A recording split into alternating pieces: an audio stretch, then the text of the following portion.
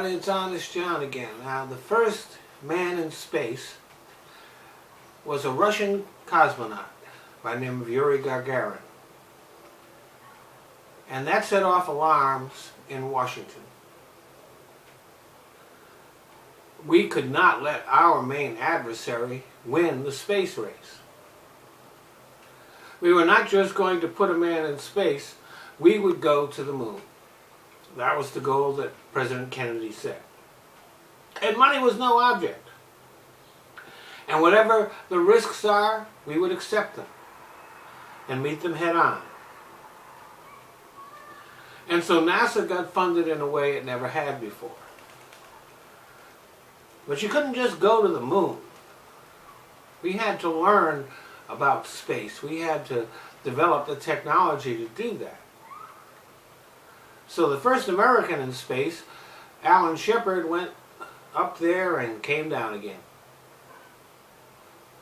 And then later on, John Glenn orbited the planet for the first time. And all the time we were developing more powerful rockets and the equipment that would be needed to land on the moon. We learned how to orbit the Earth and then use it as a slingshot to propel our astronauts out into space to get to the moon, and then perform that same maneuver around the moon to slingshot our people back here.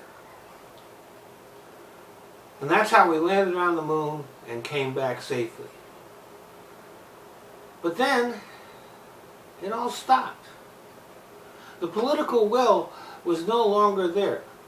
Space travel is expensive, and the politicians saw that funding space exploration did not benefit them politically. So NASA's funding got cut a lot. But space, the exploration of space did benefit people here on Earth. Weather satellites and Doppler radar made it possible to track storms and predict the weather, enabling people to be prepared and, when necessary, take shelter. It made us a lot safer. Communication satellites made it possible to send TV and radio signals all over the world. And of course, there's that cell phone in your pocket. The improvements in computers, a lot of that came from the space program. And the communication satellites that were put up made it possible to have a phone that you could carry in your pocket.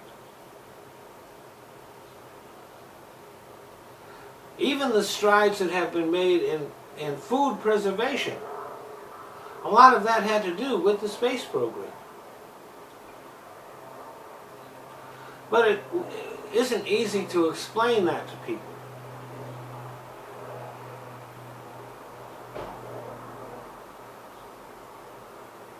It isn't easy to explain how they benefited from the race for space. So NASA is working very hard, but with far less resources than it used to have. They've sent up some probes into deep space and a lot of satellites. And of course, to go into space right now, to go to the International Space Station, you can't get there from here.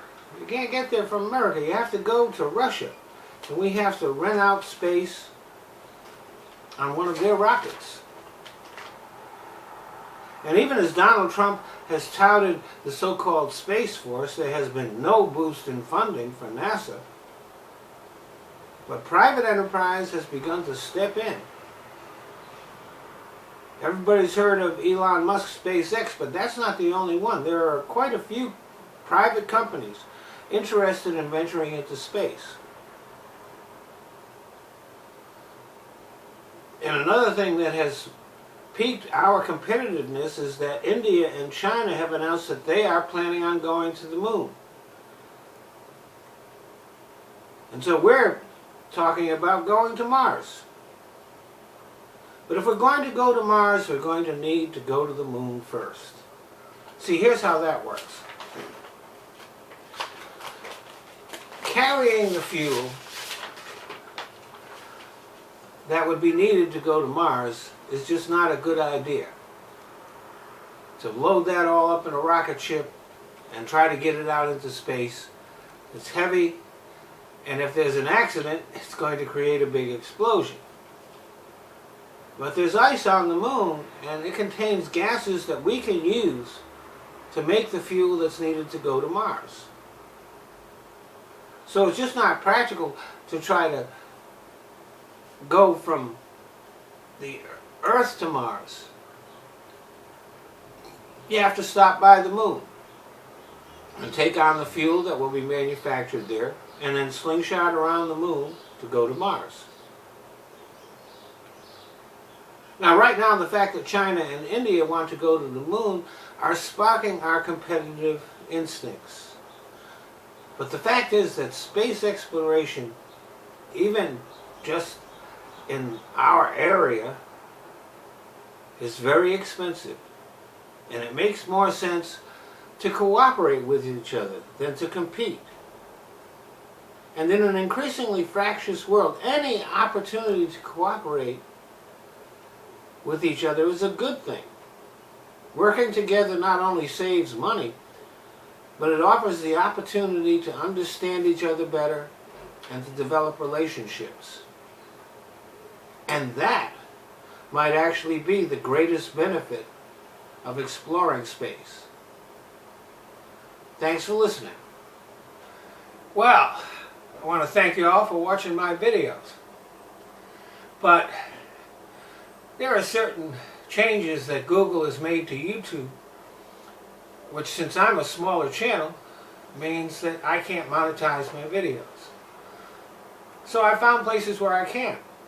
So instead of watching my videos here on YouTube, I'd appreciate it if you go either to Patreon or to Top Buzz. They let me monetize videos, and I don't even have to put commercials on. So, if you want to become a patron on Patreon, that's fine. If you don't, you can still watch the videos there. I've just kind of given up on YouTube.